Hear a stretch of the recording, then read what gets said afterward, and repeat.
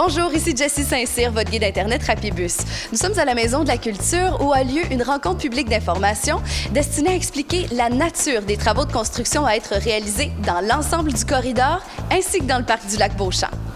Par souci de transparence, la STO a rencontré la population afin d'échanger sur son engagement à respecter toutes les exigences environnementales durant la phase de construction du projet. Ce fut aussi l'occasion pour les citoyens de s'exprimer et d'en apprendre davantage sur les bénéfices du Rapibus en rencontrant les spécialistes en environnement et l'équipe du bureau de projet. Monsieur Robert, en tant qu'expert en environnement, en quoi le Rapibus est-il un projet vert? Le projet Rapibus, c'est un projet de transport en commun à moindre impact, étant donné qu'on utilise une voie ferroviaire déjà existante au lieu de créer une nouvelle route entièrement. C'est un recyclage d'une voie de transport qui est mal utilisée présentement, c'est-à-dire une voie ferrée quasiment abandonnée et où maintenant on va y donner un regain de vie qui va nous permettre, si on veut, de faire une valorisation de ce corridor-là. Une emprise ferroviaire qui est une activité industrielle contaminante.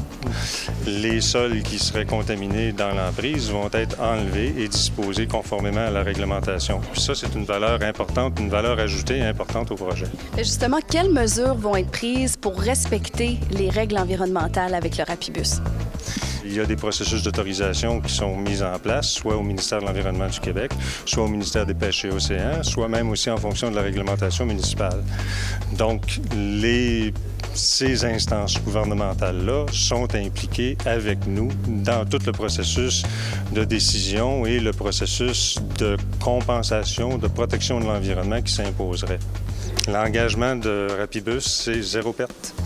Donc, quand on arrive devant l'habitat du poisson, toutes les mesures vont être mises en place pour s'assurer qu'en bout de ligne, le projet n'entraînera aucune perte de milieu humide, n'entraînera aucune perte d'habitat de poisson ou, en bout de ligne, de boiser, étant donné que la Ville s'est déjà engagée et la STO s'engage elle-même dans la même route, à savoir que les reboisements vont suivre dans l'éventualité où il y a perte de boisé. Merci, M. Roberge. Le Rapibus est un projet de développement durable dont la réalisation s'effectue dans le plus grand respect de l'environnement. Les retombées seront significatives pour la mobilité des personnes, le développement urbain et la qualité de vie des citoyens.